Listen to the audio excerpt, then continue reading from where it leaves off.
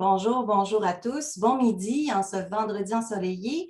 Alors, bienvenue à la 8e conférence COVID en milieu de travail. Je vous rappelle que cette série de conférences a été préparée avec la collaboration de l'ESPOM. Elle est accréditée par la Faculté de médecine de l'Université de Montréal. Prochaine diapo, s'il vous plaît. Elle a été aussi préparée avec, prochaine diapo, merci.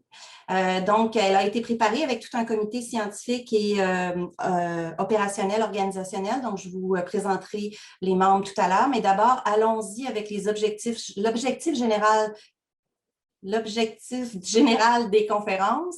Vous avez reçu le programme détaillé de la conférence d'aujourd'hui, mais l'objectif général de l'ensemble des conférences. Alors, au terme de ces activités de formation, les médecins et professionnels du réseau de santé publique en santé au travail particulièrement, mais l'ensemble des intervenants du réseau de santé publique disposeront, on l'espère, d'arguments nécessaires, éclairés par des connaissances et opinions d'experts les plus récentes pour orienter leur activité contre la COVID-19 dans les environnements de travail.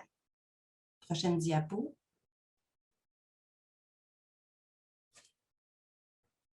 Alors, je vous présente le comité scientifique et organisateur. C'est une série de conférences organisées par le réseau de santé publique en santé au travail. Alors, merci aux membres du comité scientifique qui apparaît à votre écran. Vous voyez qu'il y a des gens d'un peu partout au Québec et d'un peu toutes les organisations. Je remercie aussi le comité organisateur, Marie-Ève et Dr Mylène Trottier. Je vous informe que toutes ces personnes n'ont déclaré aucun conflit d'intérêt et que l'activité respecte le code d'éthique du Conseil québécois de développement professionnel continu des médecins. Le déroulement et les consignes. Alors, l'ensemble de la conférence se déroule à micro et caméra fermés pour vous.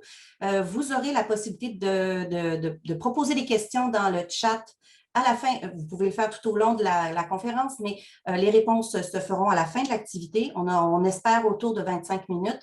Et par la suite, je vous rappelle de compléter le formulaire d'évaluation qui va vous parvenir par courriel pour notamment qu'on puisse bonifier nos séries de conférences, mais aussi pour ceux qui tiennent qui désirent avoir des attestations et des crédits. La conférence est enregistrée en mode asynchrone. Elle pourra être écoutée. Nous avons l'accord des conférenciers à ce sujet. Alors, votre animatrice et les présentateurs, Madame Tania Abouchakra, qui est infirmière conseil au CIUS de l'Estrie.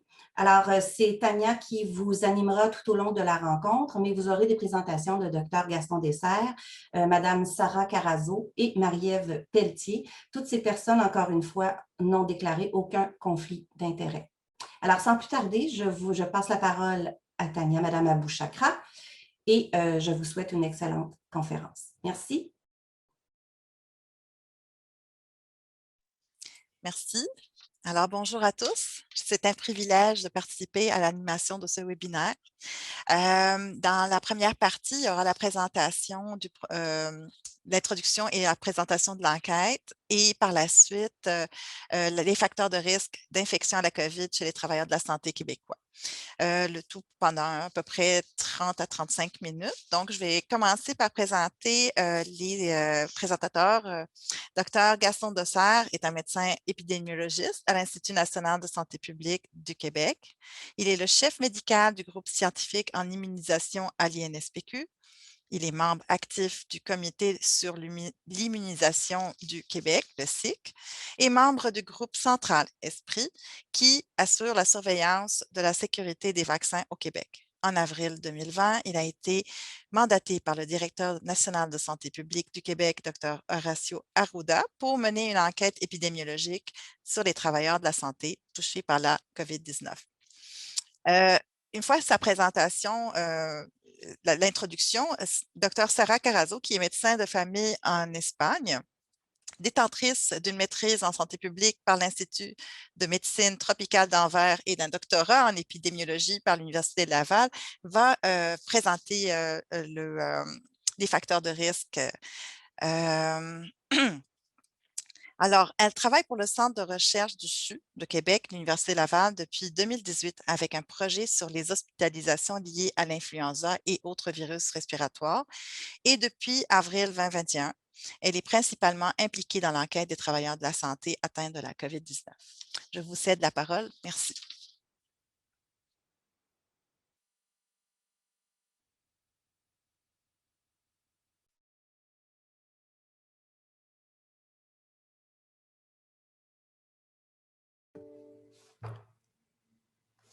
Alors, bien, merci beaucoup de l'invitation pour présenter les résultats de notre travail sur l'enquête épidémiologique auprès des travailleurs de la santé atteints de la COVID. Alors, ce travail-là a été fait par un grand nombre de personnes dont vous voyez les noms ici, qui sont des gens qui sont à la fois en PCI, en maladies infectieuses ou en santé au travail. Je pense que c'est vraiment un effort qui représente vraiment un ensemble d'expertise et je pense que à ce niveau-là, ça a vraiment enrichi là, la qualité du travail. Alors, comme le disait Tania, j'ai reçu un mandat du directeur national de santé publique du Québec pour réaliser cette enquête épidémiologique-là qui avait pour but de décrire l'évolution des caractéristiques des travailleurs de la santé qui étaient infectés par la COVID-19, identifier les facteurs liés au milieu de travail qui peuvent augmenter ou réduire le risque de COVID-19 dans cette population-là. On a aussi évalué les risques psychosociaux et la détresse psychologique liée au travail. Et on a un autre objectif, mais qui, pour la partie que je vais que Sarah va vous présenter, n'est pas encore réalisée parce que la vaccination des travailleurs de la santé a commencé donc en janvier, à la mi-décembre, mais surtout en janvier 2021. Et il y a donc une troisième phase qui est en cours dans laquelle on va évaluer l'efficacité du vaccin. Prochaine diapo. Donc, en fait, ce que je voulais simplement montrer, c'est qu'on a travaillé sur ce qui s'est passé depuis le début de la pandémie en réalisant une première enquête qui couvrait la période du 1er mars au 15 juin. Et vous avez donc sur cette diapositive-là en bleu la totalité des cas qui sont rapportés au Québec et vous avez en gris les cas qui étaient des travailleurs de la santé. Et en jaune, vous avez les gens qui ont participé à notre enquête, soit à la première vague, dans la première phase, ou dans la deuxième phase, qui s'est étirée du 12 juillet au 16 janvier 2021. Et donc, vous avez sur cette diapositive-là les deux phases qui sont couvertes par l'étude. Et Sarah va vraiment vous parler à partir de maintenant principalement de ce qu'on a trouvé à la phase 2, mais va le mettre en relation aussi avec ce qu'on avait observé durant la première phase. Alors, je passerai la parole à Sarah.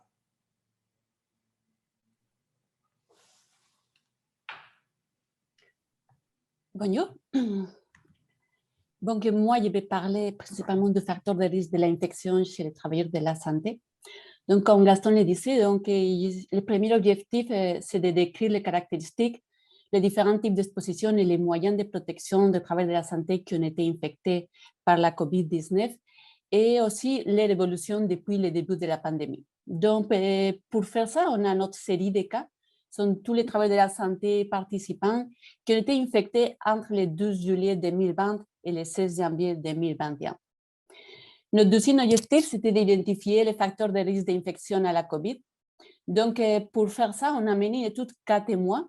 Donc, les cas sont les travailleurs de la santé infectés dans la dernière période de notre série de cas. Donc, ceux qui étaient infectés entre le 15 novembre 2020 et le 16 janvier 2021. Et les témoins, c'était des travailleurs de la santé qui n'étaient pas infectés par la COVID, mais qui ont été symptomatiques, avec des symptômes compatibles et qui ont été testés pour la COVID entre le 15 novembre 2020 et le 16 janvier 2021, avec un résultat bien sûr négatif. Donc, je commence pour présenter les résultats de notre série de cas. Ici, c'est la population à l'étude.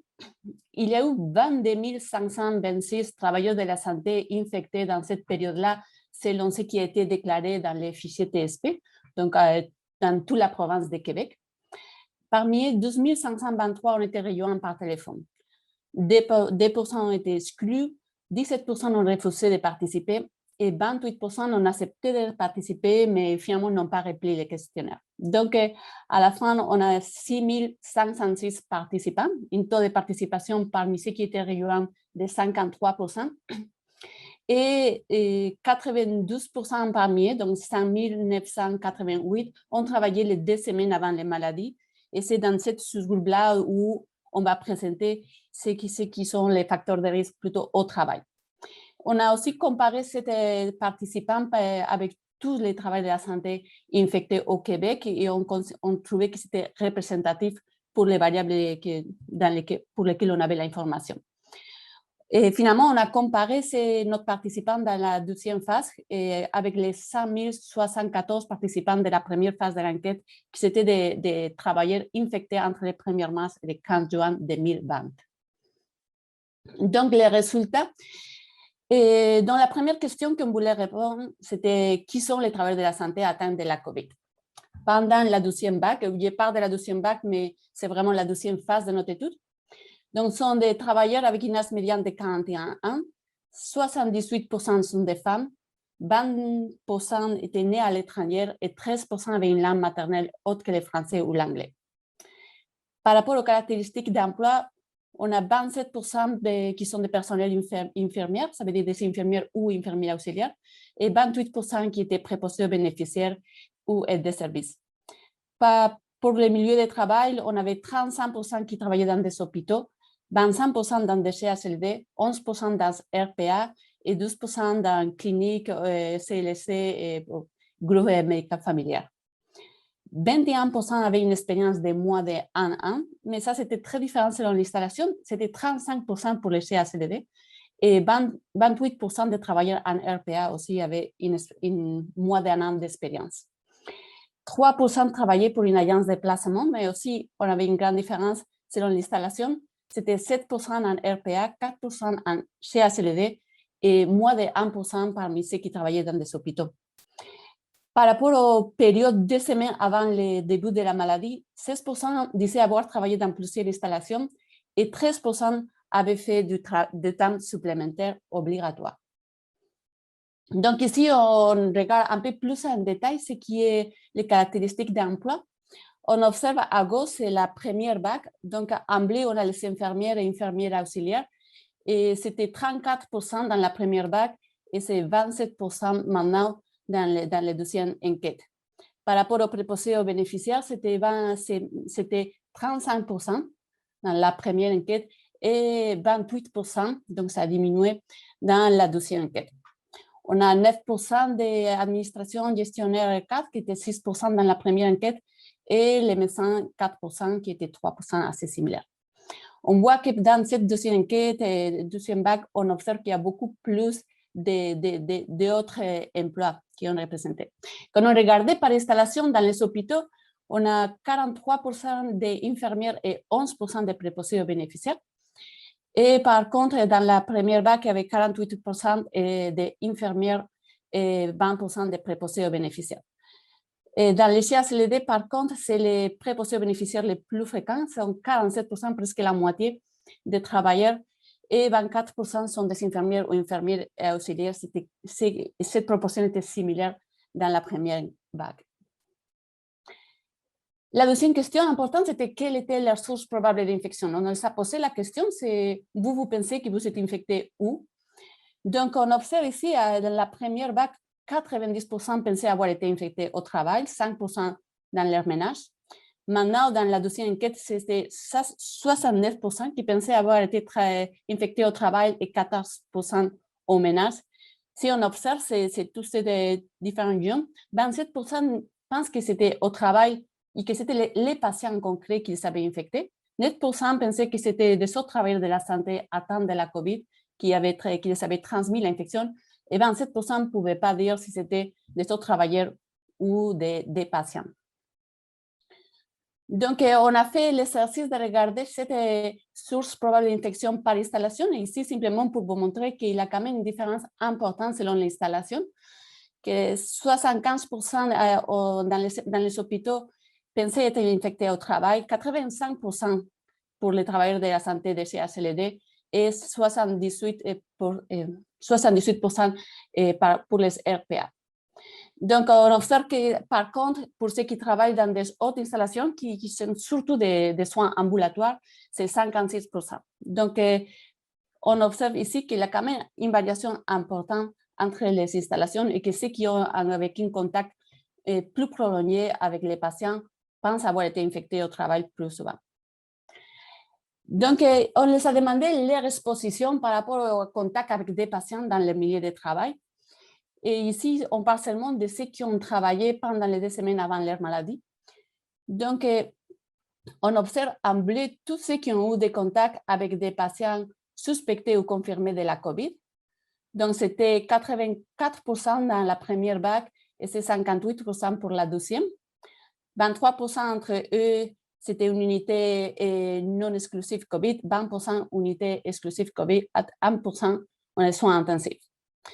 Et par installation, on avait 57% avec contact avec patients COVID, 66% pour les CHLD et 48% pour les RPA.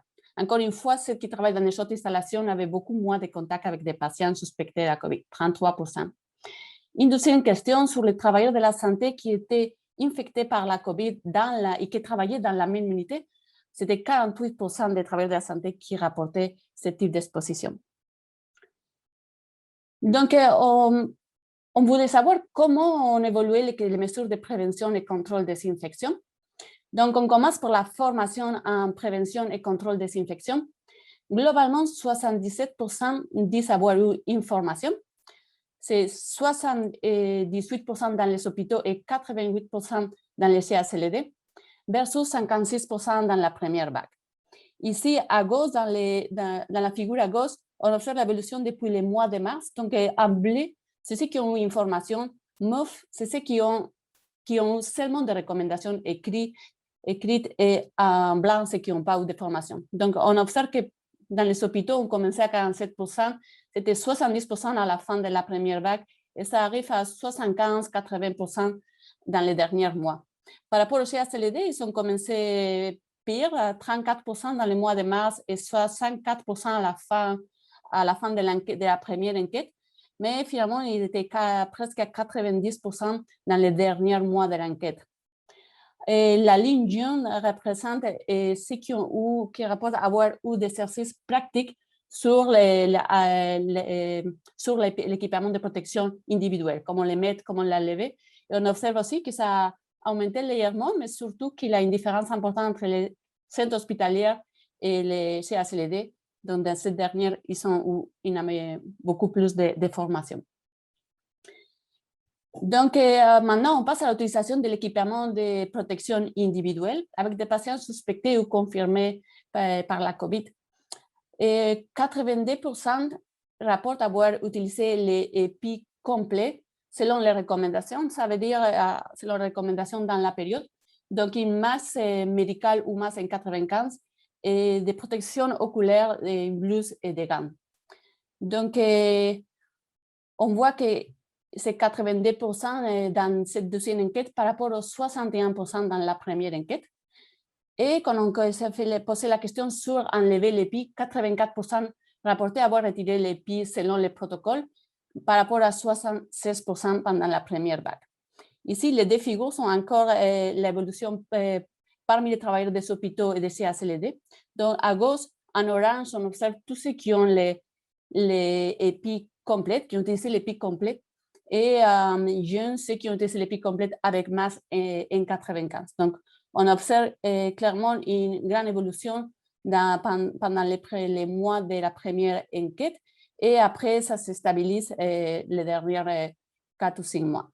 Par rapport au CHLD, on observe un peu la même chose, mais avec une évolution beaucoup plus importante qui commençait avec presque seulement 20% qui a utilisé l'EPI complet au mois de mars. Et à la fin de l'enquête, on a autour de 90%. Donc, on a questionné sur les raisons pour ne pas toujours avoir utilisé l'EPI lors des contacts avec les patients COVID-19. Ici, on a 53% en juin qui rapportent que les patients n'étaient pas suspectés COVID-19 les moments où les travailleurs ont eu un contact avec ce patient-là. Cette proportion était 4% dans la première vague. Et par contre, on voit ici 11% et 4%, les 15% qui rapportent avoir un manque d'équipement ou manque d'accès à l'équipement de protection individuelle. Et ça, c'était 73% dans la première enquête. C'était clairement la raison principale pour ne pas porter l'EPI. Par rapport à les perceptions, 18% rapportaient ne pas avoir facilement l'information pour savoir si les patients étaient suspectés ou confirmés de COVID-19. Donc, pourquoi les travailleurs pensent ne pas avoir toujours bien enlevé l'EPI selon les protocoles? Donc, ici, les 20% sont ceux qui disent que la raison principale, c'était une absence de poubelles, de bacs de recyclage ou de gel, et 41% difficulté d'accès à la poubelle, au bac de recyclage ou au gel, ou de façon de nettoyer les mains. Donc, en total, 61%, c'était ça la principale raison. Et ça, c'était 33% dans l'enquête de la première vague. Il y a 12% qui rapportent que la raison, c'était un manque de temps de surveillance et 9% parlent d'un manque de protocole pour l'utilisation prolongée de l'équipement. Dans la première vague, 29% rapportaient ne pas avoir un protocole pour enlever l'EPI. Donc, c'était ça une des raisons principales. Ici, on présente des autres mesures de prévention et contrôle d'infection sur lesquelles on a aussi questionné. Donc, par rapport à la hygiène des mains, c'est la ligne en bleu foncé en haut. Donc, c'est 93% qui rapportent avoir toujours fait l'hygiène des mains après le contact avec un patient. Et on voit que c'est assez stable, ça montait un peu pendant la première vague et après, c'est assez stable, c'était 89% dans la première vague. Par rapport à l'utilisation des masques dans le milieu de travail, donc c'est les bleus clairs ici, donc on observe que c'est 88%, ça monte un petit peu les premiers mois et après ça reste quand même aussi stable. La question était un peu posée de façon différente dans la première enquête, donc on demandait s'ils portaient toujours une masque quand il était à moins de 2 mètres de ce travailleur. Donc, mais on voit aussi comment ça a monté et il y a ce cas-là, mais vraiment le port de masque, c'est beaucoup plus important à partir du mois de juillet. Par rapport à la distanciation physique, pendant les moments dans lesquels les travailleurs ne portaient pas de masque, ici c'est la ligne jaune, donc globalement c'est 55% qui rapportent avoir respecté toujours la distanciation de plus de 2 mètres s'ils ne portaient pas de masque. On observe que ça a été au-dessous de 40% au mois de juillet et que ça a monté, mais pas plus de 60% dans les derniers 2 mois de l'enquête. Par rapport aux situations dans lesquelles les travailleurs ne respectaient pas la distanciation physique, 50% parlaient que c'était pendant les repas ou les pauses, 22% qui disaient que c'était dans les vestiaires, 14% dans les postes d'infirmières, 13% dans le stationnement. Il y a beaucoup d'autres circonstances avec une fréquence moins élevée. On a aussi posé les questions par rapport à l'accès aux tests. Donc, 96% disaient avoir eu accès aux tests de dépistage dans les 24 heures et à les résultats, 31% dans les 24 heures et 71% dans les 48 heures. C'était un peu, ça prenait un peu plus de temps à avoir les résultats pour les travailleurs de CHSLD que pour ceux de CH.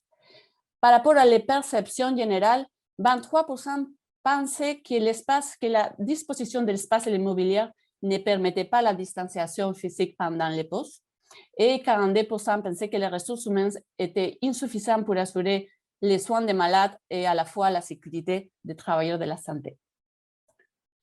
Donc, je passe maintenant aux résultats de l'étude 4 mois. Donc, je vous rappelle, l'objectif ici, c'est d'identifier les facteurs de risque d'infection en comparant notre travailleur infecté avec ceux qui n'ont pas été infectés. Donc, pour les cas, on avait 5 988 participants dans la série des cas qui avaient travaillé pendant les 2 semaines avant leur maladie et qui avaient débuté leur maladie entre le 15 novembre et le 16, qui avaient débuté, et parmi eux, c'était 3342 qui ont débuté la maladie entre le 15 novembre 2020 et le 16 janvier 2021. Donc, c'est C'est les cas qui vont être comparés avec les témoins. Par rapport aux témoins, donc on a utilisé les fichiers de laboratoire pour les identifier. Donc, c'était des travailleurs de santé symptomatiques testés pendant les mêmes périodes et avec un résultat négatif et qui n'avaient pas été des cas avant. Donc, il y a 4495 qui ont été rejoints par téléphone. 9% ont été exclus, 17% ont refusé de participer et 26% n'ont pas rempli les questionnaires, même s'ils avaient accepté la participation. Donc, ça nous laisse 2115 participants avec un taux de participation de 52% qui sont comparés aux 3342 cas pour analyser quelles caractéristiques sociodémographiques et d'emploi étaient associées à l'infection. On a quand même fait une sélection d'une sous-échantillon parmi ces cas et témoins. Donc, on a pris seulement les infirmières auxiliaires, les préposés et les médecins qui travaillent dans des CH, dans les hôpitaux, dans les CHLD ou dans les RPA pour évaluer les expositions et les mesures de protection dans les milieux de travail. On voulait quand même comparer des gens plus en moyenne que tous les travailleurs de la santé. Donc, pour faire ça, on avait 1756 cas qui avaient cette condition-là et 857 témoins. Donc, on commence avec les résultats des premières analyses. Quelles caractéristiques sociodémographiques et d'emploi des travailleurs augmentent les risques d'infection par SARS-CoV-2? Donc, on observe ici, on a fait un modèle logistique prédictif avec toutes les variables. Donc, ils sont ajustés un pour les autres pour évaluer quelle est l'association avec les risques d'infection. Donc, on a observé que le risque de COVID-19 était de 1,5 à 1,7 fois plus pour les personnes âgées de 45 ans et plus, ou plus, pour les hommes et pour les travailleurs qui avaient une autre langue maternelle qui n'était pas l'anglais ou le français. C'était 2,5 fois plus pour les personnes noires comparé aux personnes blanches. Et quand on a regardé les types d'emploi, on les comparait au personnel administratif et le personnel infirmière, les préposés aux bénéficiaires et les aides de services avaient plus ou moins environ 2 fois plus de risques. Et le personnel d'entretien ménager, même si la proportion d'entre tous les travailleurs était petite, les risques étaient très élevés, 6 fois plus que le personnel administratif. Par contre, les médecins avaient les mêmes risques que le personnel administratif. Donc, ça, c'est la continuation dans les mêmes modèles. Les autres variables qu'on a regardées, c'était l'installation.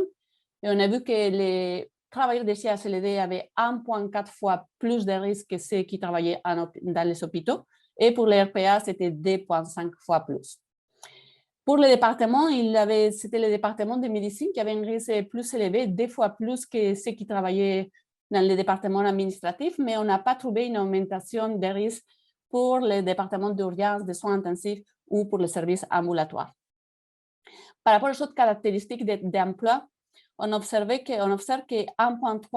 le risque était de 1,3 fois plus pour les travailleurs avec moins d'un an d'expérience et pour ceux qui disaient travailler plus de 46 heures par semaine pendant les 2 semaines avant leur début de maladie.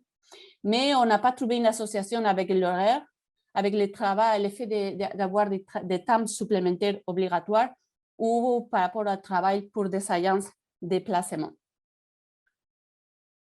Et donc, ici, c'est la 12e analyse. Ça veut dire que maintenant, on parle seulement des infirmières auxiliaires, préposés aux bénéficiaires et médecins qui travaillent dans des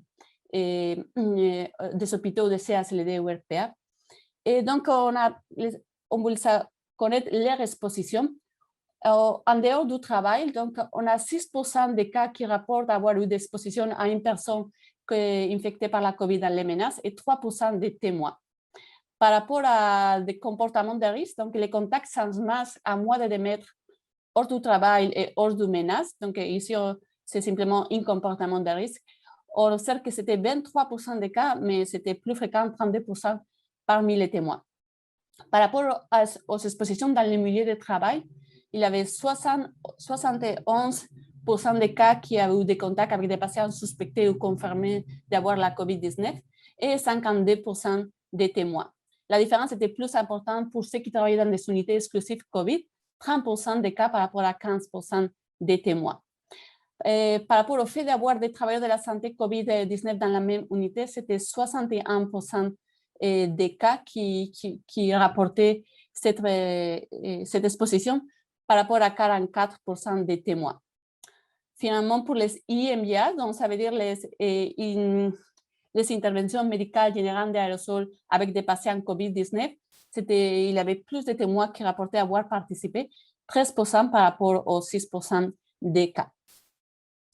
Pour les mesures PCI, on a questionné sur la formation, c'était 89% et 84%. Donc, formation, hygiène des mains toujours après le contact et masque toujours au travail. Et finalement, la distanciation physique toujours 600 masques. Donc, les mesures qu'on vient de présenter dans la série de cas, c'était assez similaire les proportions qu'on voyait dans les cas et dans les témoins. Donc, ici, simplement pour vous présenter l'équipement de protection individuelle. En haut, en bleu, on voit ceux qui ont utilisé toujours un masque médical ou parfois un masque N95. Et en jaune, ceux qui utilisaient les masques N95, toujours ou la plupart des fois. Donc, selon les différents contacts avec des patients.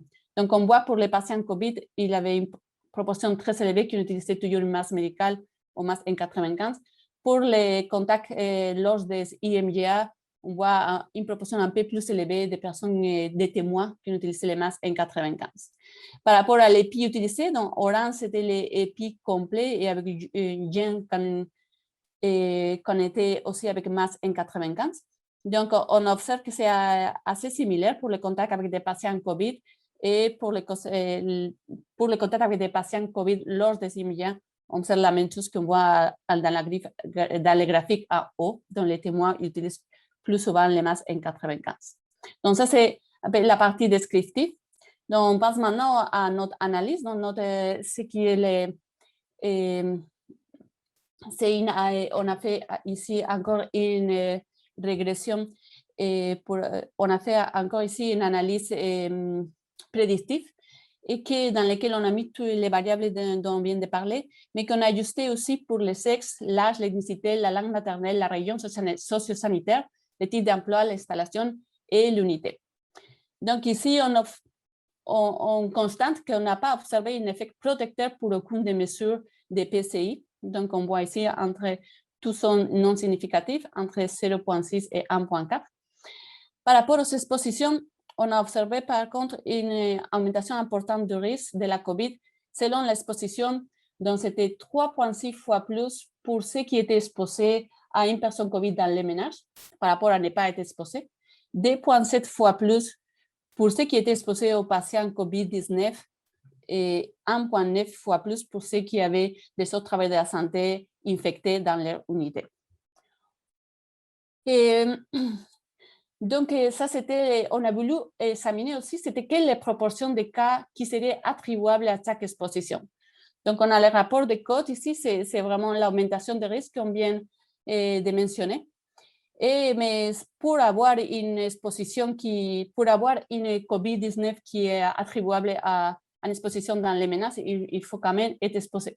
Donc, ici, c'est la prévalence de chaque exposition chez les cas.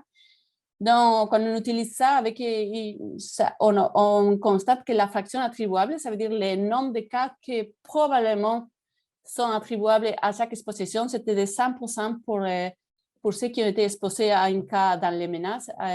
45%, c'était dû à l'exposition aux patients COVID et 29% de tous les cas parmi notre échantillon, et c'était de tous ceux qui étaient exposés aux autres travailleurs de la santé.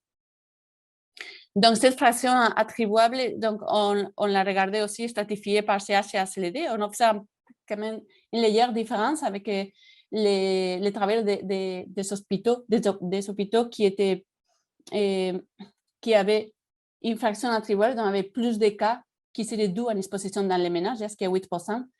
Par contre, dans les CHLD, il y aurait plus de travailleurs de la santé qui ont une infection due à une exposition aux patients, jusqu'à 56%.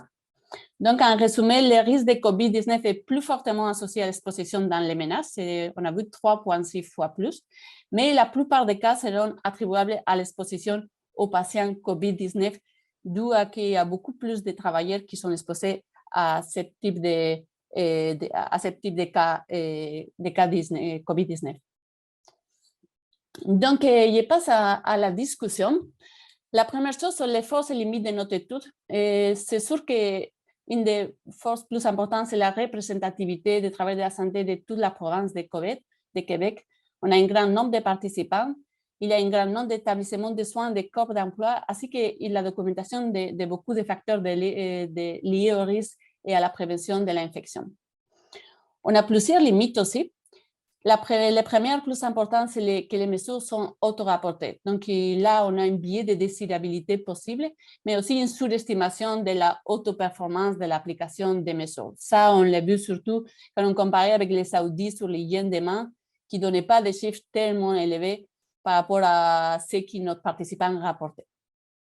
Il pourrait y avoir un biais de rappel potentiel. Le questionnaire était fait rétrospectivement, plus ou moins 4 à 12 semaines après le début de la maladie et porté sur une période de 14 jours.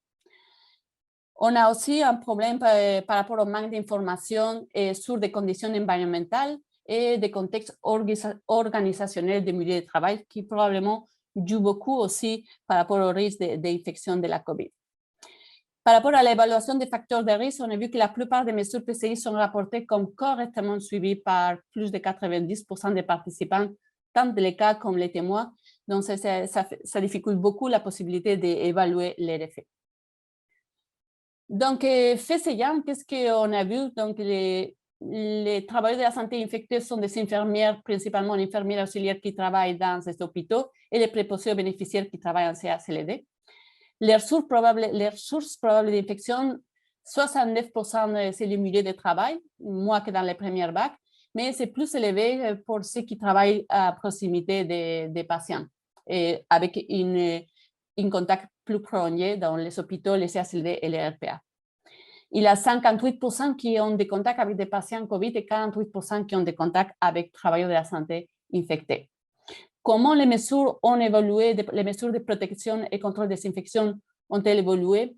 Il y a eu une amélioration de la formation, amélioration de l'accès aux tests, le port du masque au travail, l'hygiène des mains et l'utilisation des piles lors des contacts avec des patients COVID. Et cette amélioration était plus marquée dans les CHLD. Il y avait cependant plusieurs éléments encore déficients. La distanciation physique avec d'autres travailleurs de la santé, avec contraintes environnementales liées à des espaces physiques trop restreints. Il y a aussi un problème de ressources humaines insuffisantes et la mobilité des travailleurs entre installations et entre départements. Quelles caractéristiques sociodémographiques et d'emploi des travailleurs de la santé augmentent les risques d'infection? On a observé que l'âge, donc plus de 45 ans, le sexe masculin, le fait d'être noir et d'avoir une langue maternelle autre que le français ou l'anglais augmente d'environ 2 fois les risques d'infection. Donc, ça nous donne une idée de l'importance des facteurs socio-linguistiques ou culturels. Aussi, il y a des catégories d'emplois qui sont en contact avec des patients et le travail en CHLD et RPA qui étaient associés à un risque augmenté. Finalement, les expositions qui sont associées à un risque d'infection, on a vu que c'était l'exposition aux patients COVID-19, aux autres travailleurs de la santé infectés et aussi aux personnes infectées dans les menaces qui augmentent les risques. Donc, en conclusion, dans le contexte de la pandémie de COVID-19, la prévention des infections chez les travailleurs de la santé a posé un défi énorme pour les équipes sur le terrain. Il y a eu beaucoup d'améliorations, mais malgré les améliorations apportées depuis l'été 2020, les travailleurs de la santé ont encore été très touchés par la COVID-19 entre le 12 juillet et le 16 janvier, comme on rapporte dans cette enquête. Et les efforts additionnels et les améliorations réalisées au cours des derniers mois doivent être poursuivis afin de renforcer l'application de la hiérarchie des mesures de prévention à tous les niveaux. Une approche globale et collaborative combinant différentes expertises, impliquant les travailleuses et travailleurs et assurant des ressources humaines en quantité suffisante sera nécessaire pour optimiser le potentiel de prévention des infections. Toutes ces expertises sont nécessaires pour tenir compte des particularités des milieux de soins qui ont à la fois l'obligation de donner des soins en sécurité et de qualité aux usagers qui sont parfois infectés par la COVID et aussi doit assurer la santé et la sécurité de leurs travailleurs. Finalement, la suite de cette enquête-là, il y a une troisième phase de l'étude qui est en cours et qui couvrira la période du 17 janvier ou 30 juin, où on va voir aussi quand même l'effet de la vaccination. Merci beaucoup pour l'opportunité d'être ici, mais aussi je voudrais remercier spécialement à Josiane Rival qui a fait développer les questionnaires électroniques, à tous nos enquêteurs, ils sont beaucoup, et à tous les travailleurs de la santé qui ont quand même participé à l'enquête.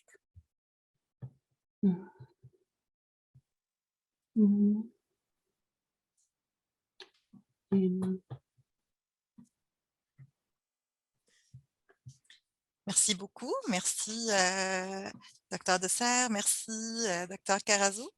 Nous allons passer à la deuxième présentation avec Marie-Ève Pelletier. Marie-Ève Pelletier est détentrice d'un baccalauréat en psychologie, d'un certificat en relations industrielles et d'une maîtrise en sciences de l'orientation.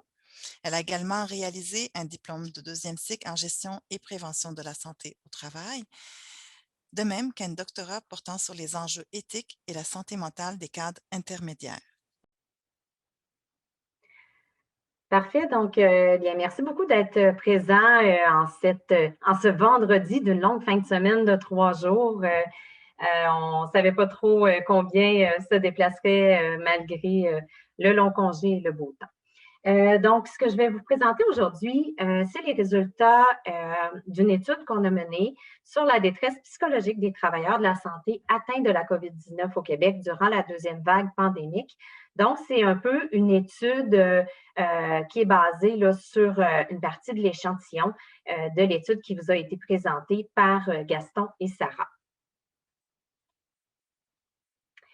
Donc, au niveau du contexte, bien, on sait qu'il y a des problèmes. Les problèmes de santé mentale au travail sont déjà connus dans le réseau de la santé et des services sociaux depuis plusieurs années. Pour différentes raisons, c'est un réseau qui est en constante réorganisation. Pas besoin de vous qui êtes toutes dans le réseau, je pense que vous en savez quelque chose. Il y a des absences maladies pour des problèmes de santé mentale avec des taux très, très élevés et qui durant les dernières années, là, ça augmente sans cesse. Il y a différents enjeux sociodémographiques aussi qui viennent interagir là, avec le travail et les conditions dans lesquelles le travail s'exécute, notamment bon, le vieillissement de la population, les problématiques de santé mentale également. Puis, c'est un milieu de travail qui fait face à une pénurie de personnel dans plusieurs types d'emplois, mais également un taux de roulement quand même assez important. Donc, on met déjà la table, ce n'était pas quelque chose qui était complètement inconnu, la question de la détresse psychologique et des risques psychosociaux du travail chez le personnel de la santé. Mais dans le cadre de cette étude-là, en fait, lorsque Gaston Dessert et compagnie ont fait la phase 1 de l'étude durant la première vague de l'étude épidémiologique des travailleurs de la santé, il y avait une question qualitative, donc qui était une question ouverte à la fin du questionnaire et où les travailleurs ont beaucoup ressorti la question, différentes préoccupations autour de leur détresse psychologique qu'ils vivaient et différentes situations un peu plus problématiques au niveau de l'organisation du travail, ce qui a fait en sorte que nous avons fait cette étude-là pour la deuxième vague. Donc, on a inclus au questionnaire dont vous a présenté Sarah, on a inclus différentes questions pour aller mieux documenter cet aspect. Donc, les objectifs de notre étude, c'était d'estimer la prévalence de la détresse psychologique élevée et très élevée, mais également la proportion de cette détresse qui est liée au travail chez les travailleurs de la santé atteints de la COVID, de comparer ensuite entre les travailleurs de la santé atteints et des travailleurs non atteints, la prévalence de la détresse élevée et très élevée, liée ou non au travail, et finalement d'estimer des associations entre la prévalence de l'exposition des risques psychosociaux liés au travail, ainsi qu'à des facteurs en lien avec la prévention de la COVID et la prévalence de la détresse psychologique pour les travailleurs de la santé atteints de la COVID. Donc, je vais peut-être donner un petit peu moins de précision méthodologique pour se garder. En fait, c'est parce que Sarah en a présenté beaucoup, puis il y a beaucoup de choses qui se ressemblent au niveau de la méthodologie. Si vous avez des questions, là, on pourra y répondre à la fin. Mais je voulais qu'on garde quand même plus de temps là, pour les échanges à la fin du webinaire. Donc, au niveau de la population à l'étude, bien, c'est une partie finalement de l'échantillon de la population qui vous a été présenté dans l'enquête. On parle de 5 330 travailleurs de la santé qui ont eu la COVID entre le 12 juillet 2020 et le 16 janvier 2021. On a également un groupe témoin avec lequel on a fait certaines comparaisons, bien que ce n'est pas une étude cas témoin ici. Il s'agit de 1515 travailleurs de la santé non atteints de la COVID, mais qui avaient les mêmes caractéristiques que celles qui vous ont été présentées dans la présentation précédente. Au niveau du questionnaire, en fait, c'est des questions qui ont été intégrées au même questionnaire que l'enquête de Gaston et Sarah. C'est des questions validées au niveau de la détresse psychologique et des risques psychosociaux du travail. On a choisi des questions en fonction de comparaisons qui pouvaient être possibles de faire avec l'enquête québécoise sur la santé des populations.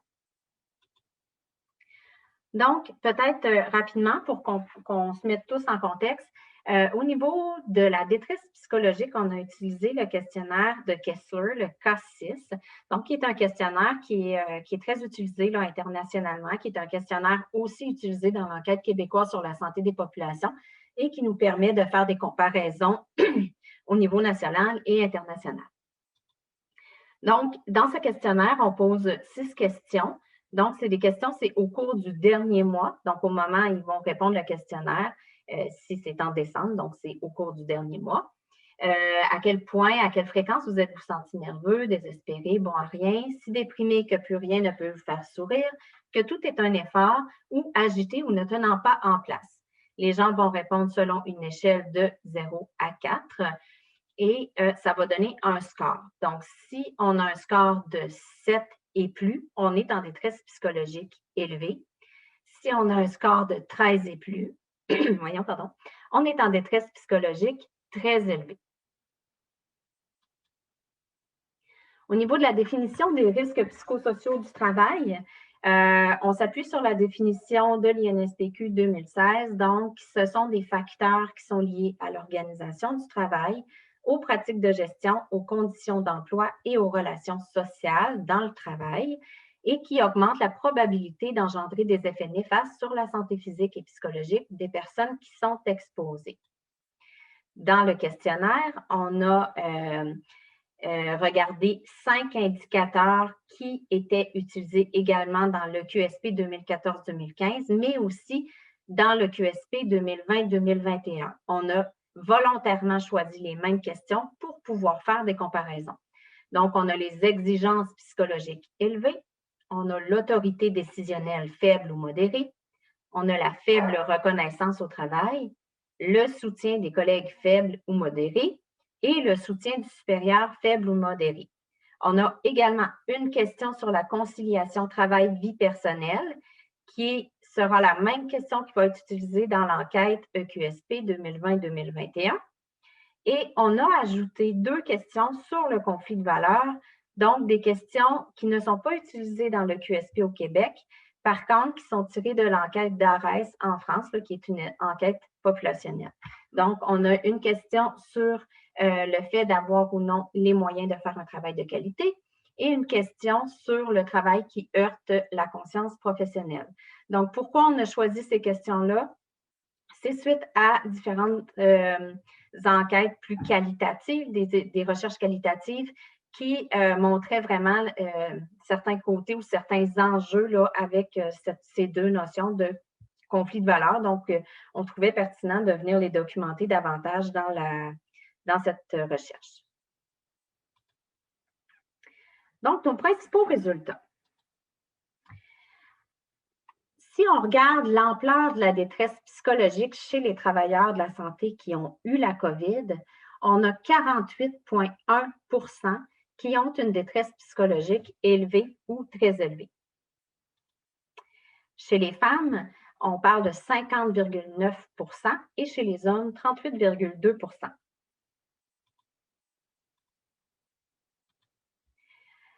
Le taux est un peu plus important au niveau chez les infirmières et infirmières auxiliaires avec 57%.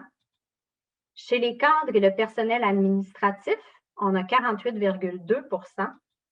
Et chez les préposés aux bénéficiaires, on a 46,4 %. Donc, c'était les 3 groupes de travailleurs qui étaient les plus élevés. Par contre, les autres sont quand même autour de 42 %. La proportion de détresse élevée est très préoccupante. En fait, très élevée et très préoccupante.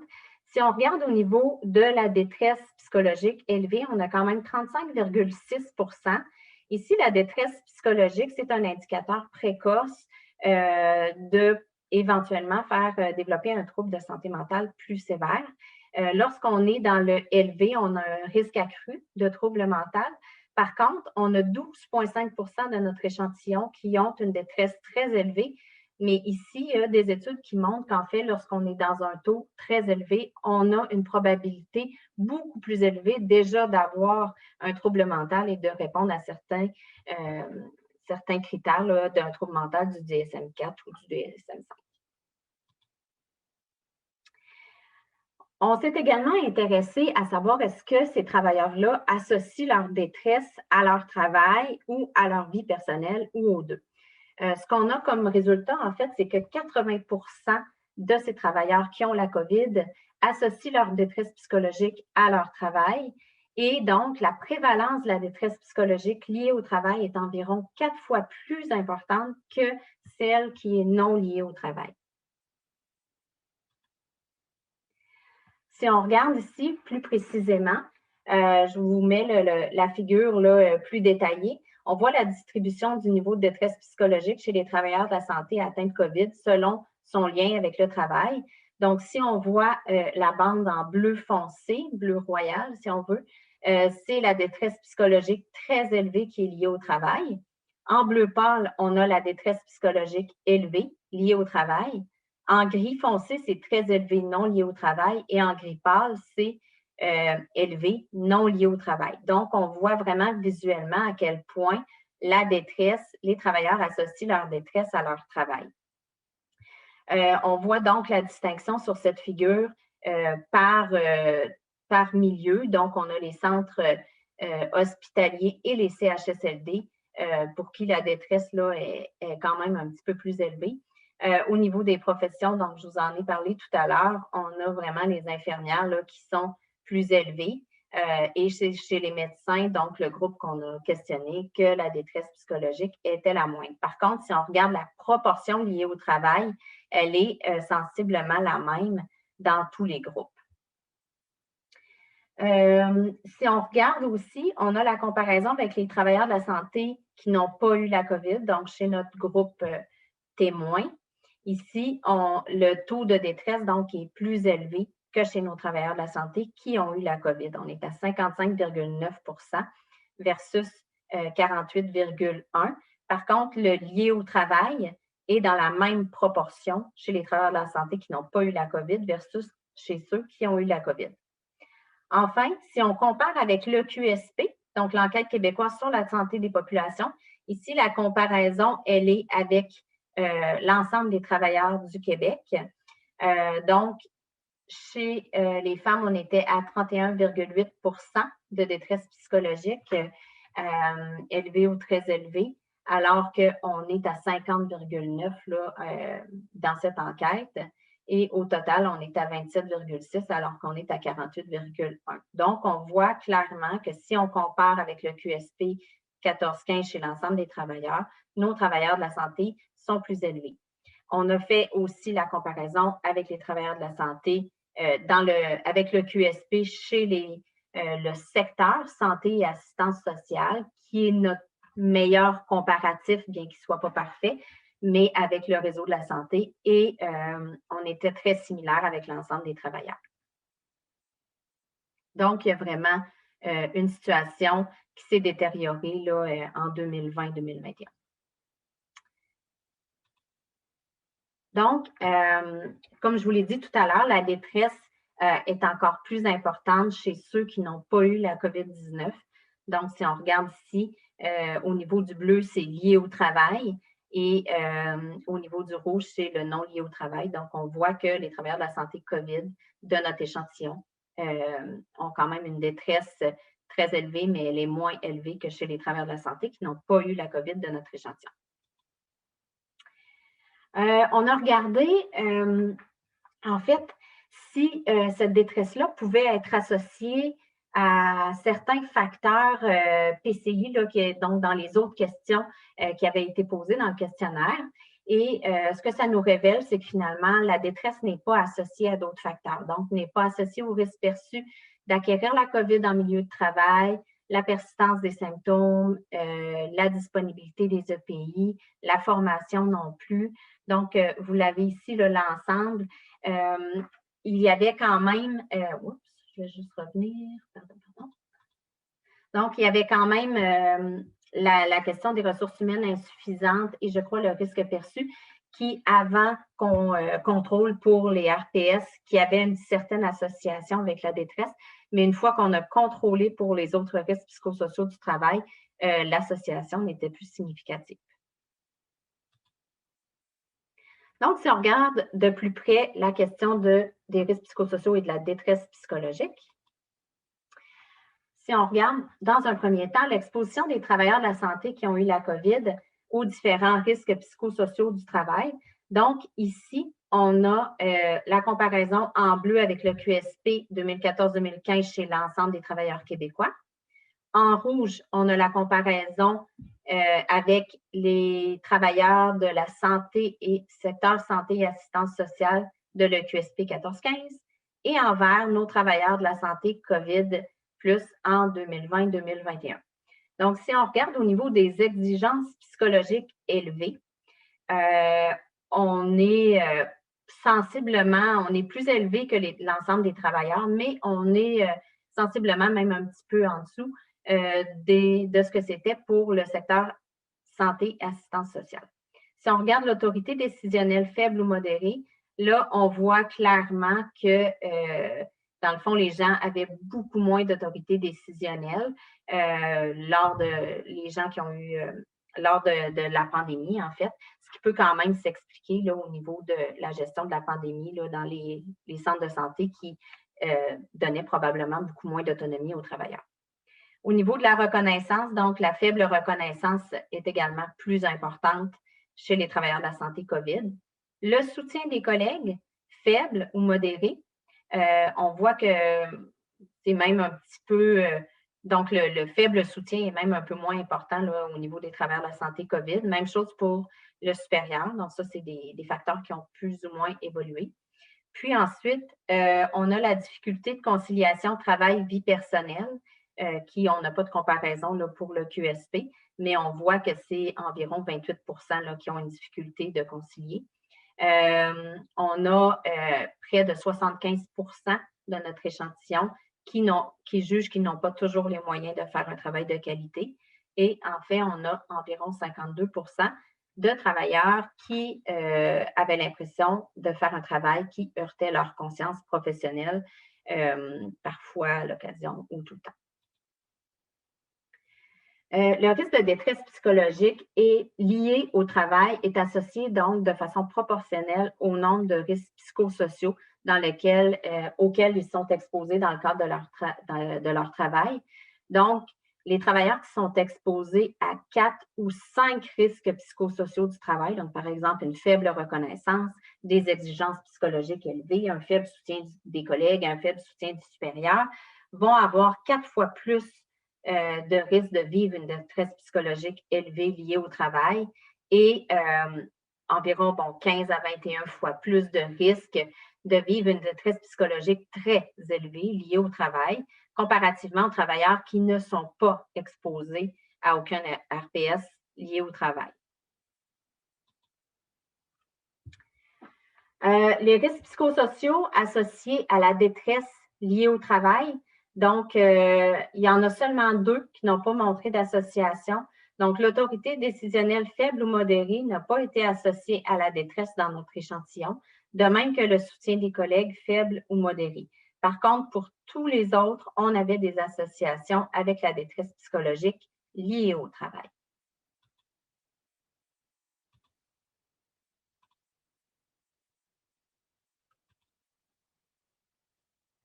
Les 4 plus importants, On va les voir dans la diapo suivante, mais sont les exigences psychologiques élevées, la difficulté de conciliation travail-vie personnelle, le fait de ne pas toujours avoir les moyens de faire un travail de qualité et de faire un travail qui heurte sa conscience professionnelle. Donc, si on regarde de plus près, la question, j'ai mis les questions également ici pour que vous puissiez avoir un aperçu. Le fait de ne pas avoir les moyens de faire un travail de qualité a été évalué par la question « Je n'ai pas les moyens de faire un travail de qualité ». Et donc, on a 74,6% des travailleurs de la santé COVID qui jugent qu'ils n'ont pas les moyens de faire un travail de qualité. Et parmi ceux-ci, 48% des femmes donc, sont en détresse psychologique liée au travail, 39% des hommes sont en détresse psychologique. Le fait d'être contraint de travailler d'une façon qui heurte sa conscience professionnelle, donc ici, on a une prévalence de 52,4 et au niveau de la détresse psychologique élevée qui est liée à ça, 56% et 47% chez les hommes. Difficulté conciliation travail-vie personnelle. On avait la question, il est difficile pour moi de maintenir un équilibre entre mes obligations professionnelles et mes responsabilités personnelles ou familiales. Donc, 27,8% des gens qui avaient ce facteur de risque-là. Et parmi eux, 67% des femmes et 56% des hommes sont en détresse élevée liée au travail. Et enfin, les 5 questions sur la question des exigences psychologiques élevées. Donc, on a 39%, mais le lien avec la détresse est quand même élevé. 62% vivent une détresse chez les femmes et 51% chez les hommes. Et ici, ce qu'on regarde, c'est on me demande de faire une quantité excessive de travail. Je reçois des demandes contradictoires de la part des autres.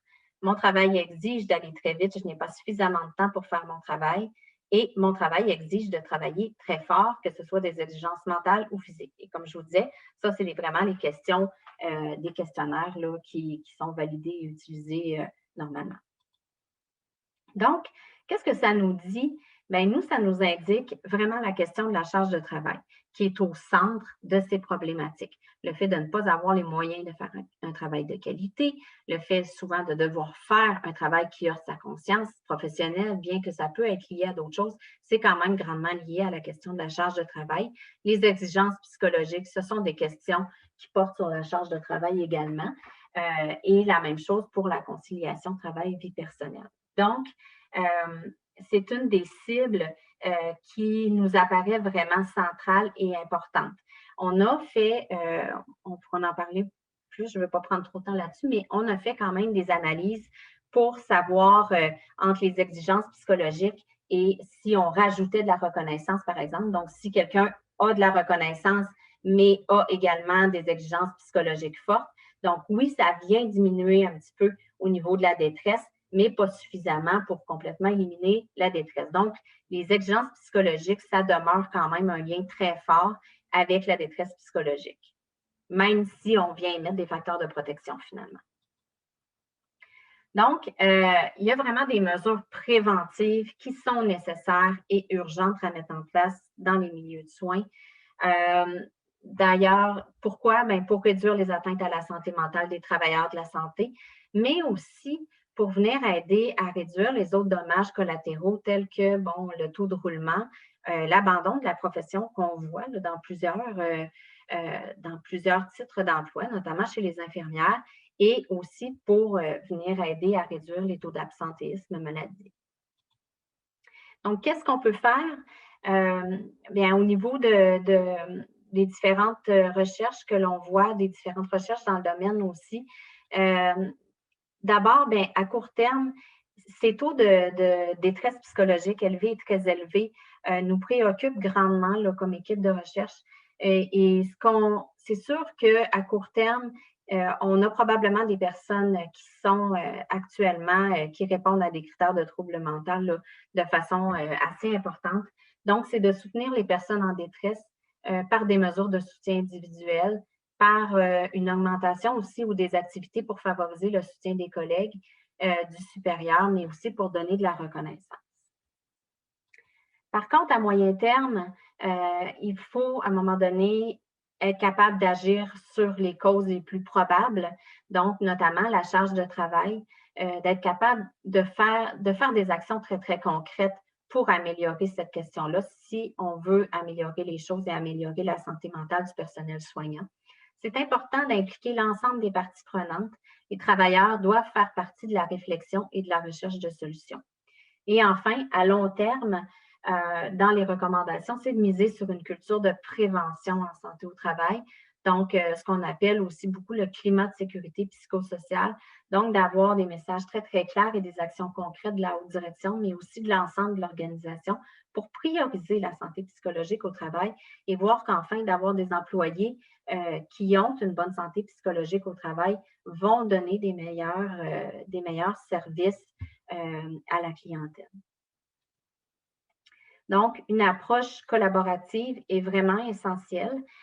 On a actuellement un projet de recherche qui est en cours, notamment, et qui regroupe l'ensemble de ces acteurs-là, donc tous les syndicats, les autres professionnels, des représentants des alliances, des regroupements de médecins, l'employeur du ministère, des employeurs de centres, de CIUS et de CIS aussi, pour en venir qu'à trouver des solutions et à trouver des moyens très, très concrets pour mettre en place des outils et des actions pour améliorer la situation. Donc, notre étude est très importante parce qu'elle nous a donné des cibles d'actions très concrètes. Donc, oui, c'est important de miser sur le soutien social, sur la reconnaissance, mais on voit clairement qu'on ne peut pas passer à côté de la charge de travail et que même si c'est très, très complexe, agir sur la charge de travail, il va quand même falloir adresser ce problème-là.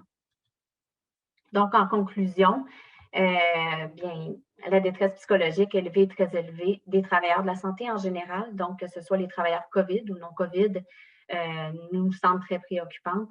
C'est les risques psychosociaux qui sont principalement associés à cette détresse. Et pour réduire les risques d'atteinte à la santé mentale, il faut cibler la charge de travail.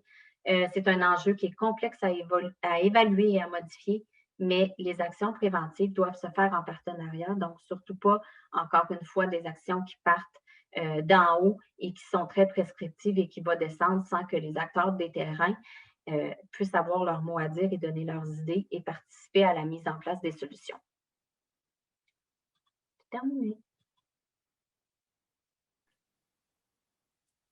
Merci Marie-Ève pour la belle présentation. J'espère que la technologie ne me lâchera pas comme tantôt. Alors, on va avoir une période de questions et je vais essayer d'alterner entre les deux présentations pour pouvoir adresser les questions à tout le monde. Donc, concernant la première présentation, Sarah, une question. La faible proportion de travailleurs de la santé infectés dans les unités de soins intensifs COVID-19 pourrait-elle avoir un lien avec le fait que plusieurs de ces unités exigeaient le port prolongé du N95 en tout temps? Et bon, la faible proportion des infectés dans les soins intensifs, c'est documenté partout. On a regardé quand même la littérature, il y a plusieurs études, donc probablement il y a beaucoup de facteurs, mais on parle surtout des personnels de la santé qui est sur-spécialisé, qui ont probablement plus de formation et à part probablement plus d'accès aussi à l'équipement depuis le début de la pandémie. Et aussi, on parle d'un environnement différent avec beaucoup plus d'espace. Donc, nous, notre interprétation, c'est beaucoup plus multifactoriel. Mais bon, je ne sais pas si Gaston, tu peux compléter. Mais, Je pense que tu le dis bien. C'est sûr que de penser au N95, c'est évidemment quelque chose qui fait une différence entre ces unités-là et les autres unités. Maintenant, il y a loin d'avoir que cette différence et je pense que Sarah a bien illustré. La ventilation est différente, donc l'isolement entre les patients, la capacité au niveau des ressources humaines en termes d'habilité avec tous ces équipements-là visant à éviter d'infecter les patients et d'être infectés par les patients ont certainement joué aussi. Alors, c'est pas une hypothèse impossible là, que les N95 aient joué un rôle, mais de réduire ça au N95, c'est certainement, je dirais, là, quelque chose qui est un saut qui est trop gros, là.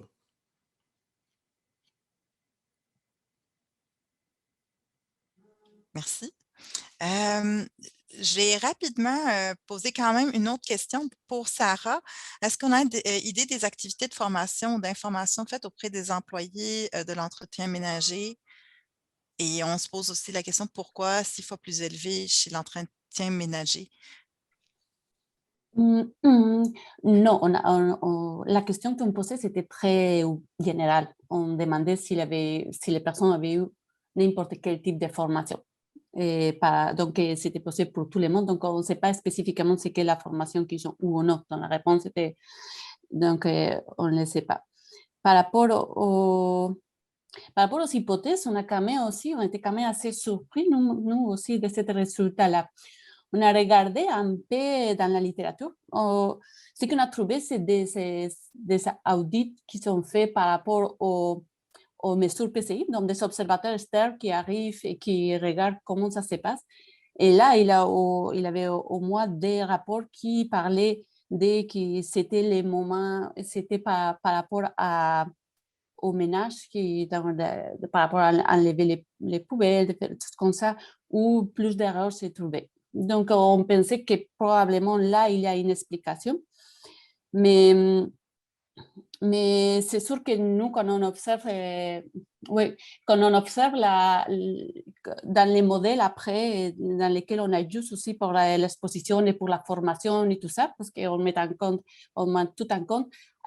Donc, dans les 12e modèles, encore les entretiens ménagers avaient un risque beaucoup plus élevé. Donc, c'était vraiment pas exactement la formation, parce qu'on a ajusté pour ça, on obtenait aussi quand même un risque beaucoup plus élevé. Donc, on parlait après aussi probablement avoir besoin de viser plus parfois, ce n'est pas seulement le fait d'avoir une formation, sinon comment ça a été fait et aussi d'être sûr qu'il a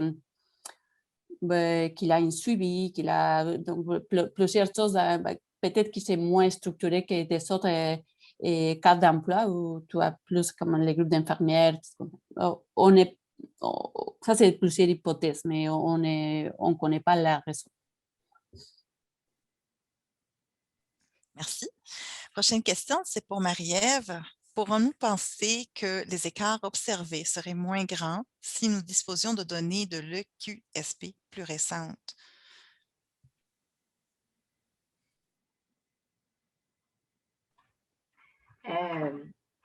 C'est possible. C'est possible, effectivement. On ne sait pas actuellement l'impact de la pandémie chez l'ensemble des travailleurs. Donc oui, ça se pourrait que l'écart soit moins grand, effectivement. Par contre, ça n'en demeure pas une problématique moins préoccupante.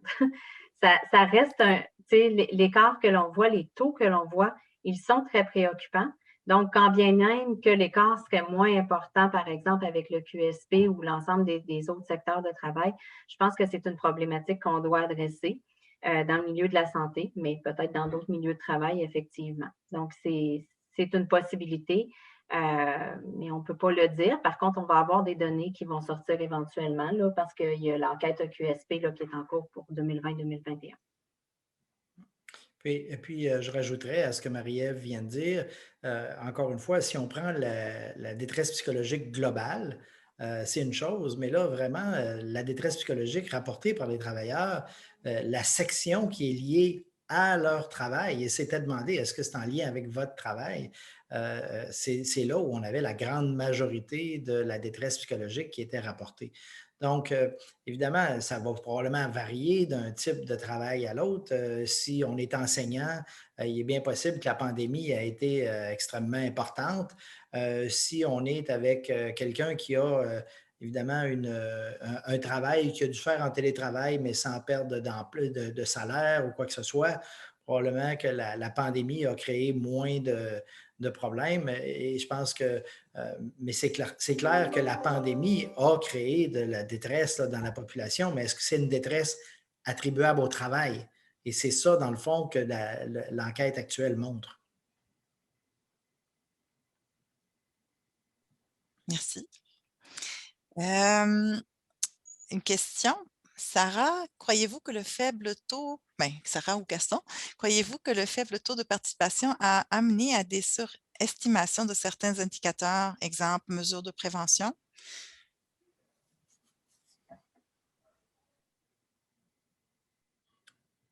Je vais te laisser répondre, Sarah. Mais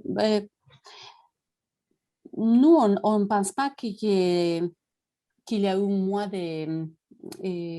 qu'il a eu une sous-représentativité. Pardon.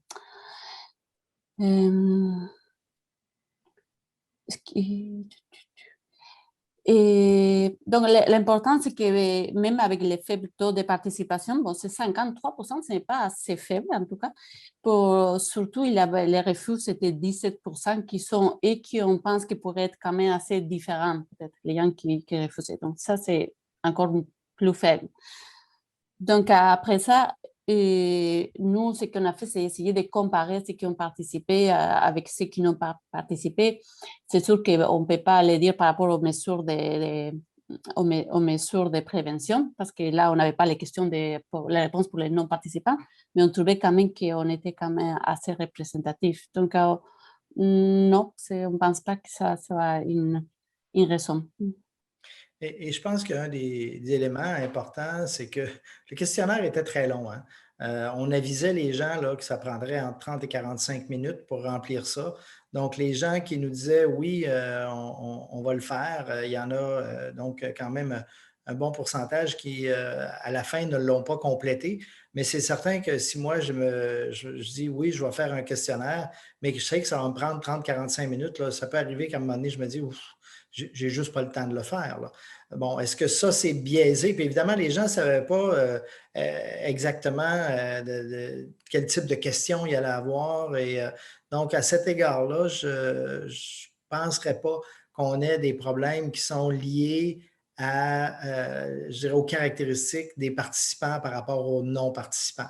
Mais évidemment, ça reste toujours une question ouverte à laquelle les études je dirais, se doivent accepter avec humilité là, que c'est possible que ceux qui ont participé soient un peu différents et qu'on ne représente pas aussi adéquatement qu'on le voudrait la réalité. Merci. Marie-Ève, comment expliquer l'absence de lien avec ressources humaines insuffisantes alors que risque des facteurs psychosociaux? Mon Dieu, j'ai des mal prononcés, excusez. Alors que les risques c'est ça, les facteurs psychosociaux, pas moyen de travail de qualité et les difficultés conciliation travail-famille, d'autant plus que les recommandations abordent la charge de travail. Oui, bien, en fait, c'est ça, comme je l'ai dit au départ, quand on a vérifié l'association des autres mesures là, qui n'étaient pas directement les risques psychosociaux avec la détresse psychologique élevée ou très élevée, on avait 3 facteurs là, qui étaient associés avec la détresse psychologique élevée. Donc, il y avait là-dedans, effectivement, le manque de ressources humaines. Par contre, lorsqu'on vient contrôler pour les risques psychosociaux du travail, ce n'est plus, cette association n'est plus là, observée. Qu'est-ce qui peut expliquer ça? Très difficile. Peut-être que Sarah et Gaston ont une hypothèse. Moi, je pense que c'est dans les facteurs. C'est parce que quand on vient voir, finalement, c'est peut-être plus les exigences psychologiques de travail qui sont entraînées par un manque de personnel qui fait que ça va être ça qui va occasionner ou qui va être associé avec la détresse plutôt que le manque de personnel en soi. Mais je n'ai pas d'autres explications là, comme telles. En fait, je pense qu'on peut aussi voir que le manque de ressources est peut-être une variable intermédiaire là, qui, lorsqu'on ajuste pour nous, évidemment, ce qui nous intéressait, c'est d'abord les risques psychosociaux. Si on ajuste pour les 2 variables en même temps, si le fait de manquer de ressources fait que ta charge de travail est plus élevée, en regardant pour les 2 en même temps, tu enlèves l'effet intermédiaire du manque de ressources dans le milieu. Alors, je dois dire qu'on n'a pas exploré en profondeur cet aspect-là, mais en tout cas, ça pourrait être une hypothèse qu'on pourrait regarder, mais c'est sûr que c'est une bonne question. Là. Pourquoi, si on dit qu'il manque de ressources humaines, quand on arrive à la fin, on dit non, c'est pas ça qui est le problème?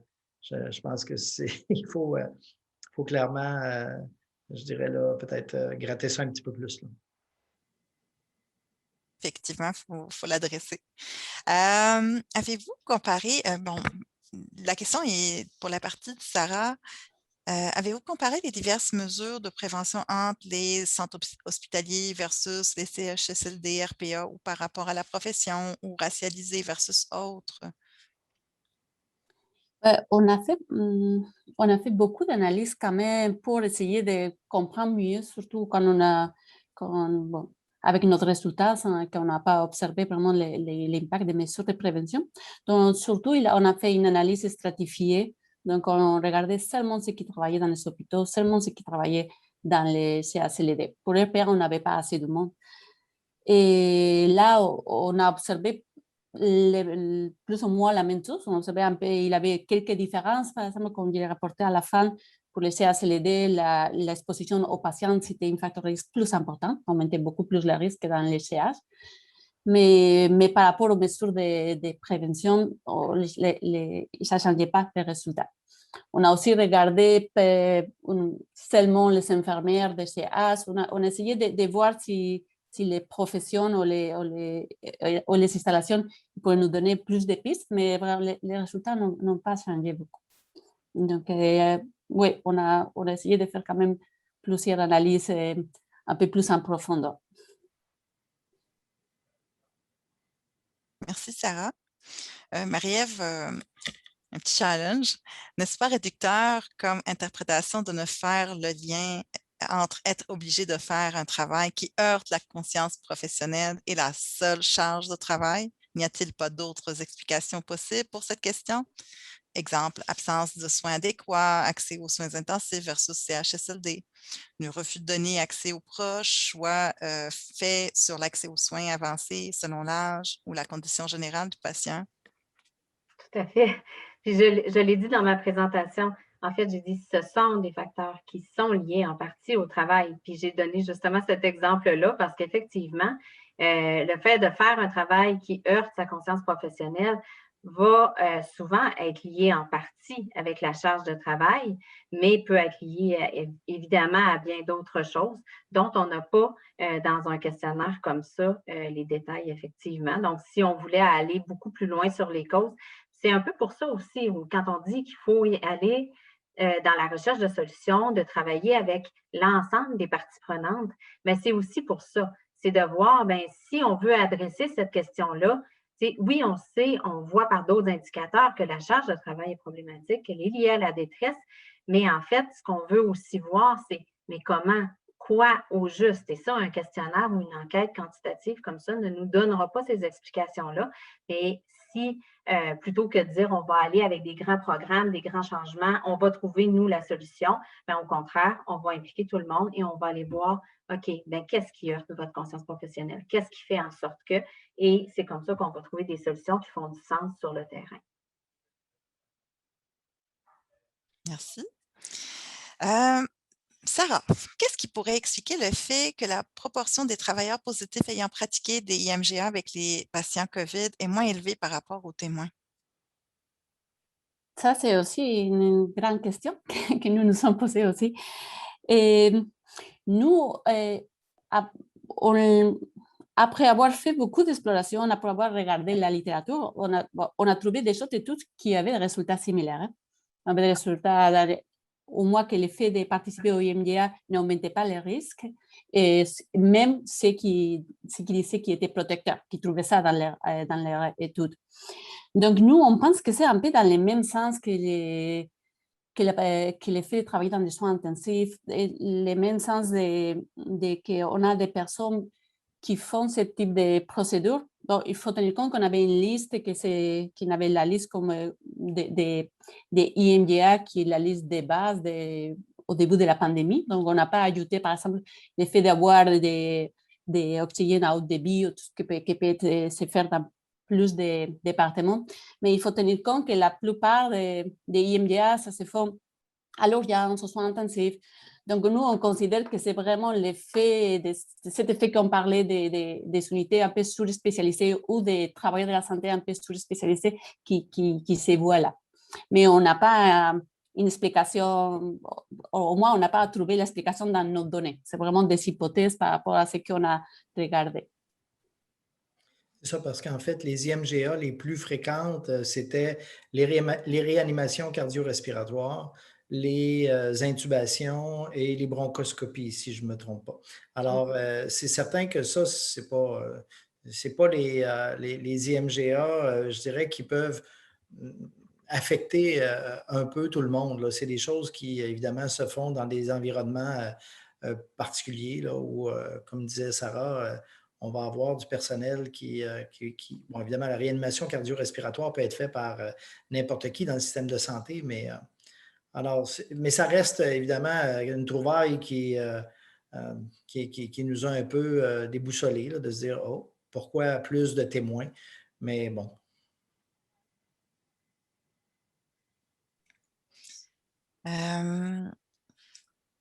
Marie-Ève, que pourrait être le rôle des équipes de santé publique en santé au travail dans ces milieux en lien avec la détresse psychologique liée au travail? Une bonne question, en tout cas. Oui, c'est une grosse question à 3 minutes de la fin. En fait, je pense que déjà, il y a eu, moi, j'ai collaboré là, avec une équipe régionale pour intervenir et pour soutenir vraiment un CIUS, là, un CIS ou un CIUS là, pour cette question-là. Donc, c'est très intéressant parce que c'est des gens les gens des équipes de santé publique en santé au travail, c'est des gens qui ont vraiment une bonne connaissance au niveau de l'évaluation des risques et ce sont des gens qui sont neutres. Donc, lorsqu'ils arrivent dans un milieu, ils ont souvent beaucoup plus la confiance au niveau des syndicats et des patrons, donc ne sont pas vus comme étant liés d'un côté ou de l'autre. Donc, je pense que ça fait des personnes très pertinentes à intervenir. On va voir avec le changement de la loi aussi, donc peut-être que ça va donner un petit peu plus les coups des franches aux gens du réseau pour pouvoir intervenir en dehors des groupes prioritaires, parce qu'on se rappelle que le secteur de la santé ne fait pas partie des groupes prioritaires dans lesquels le réseau de santé publique en santé au travail intervient.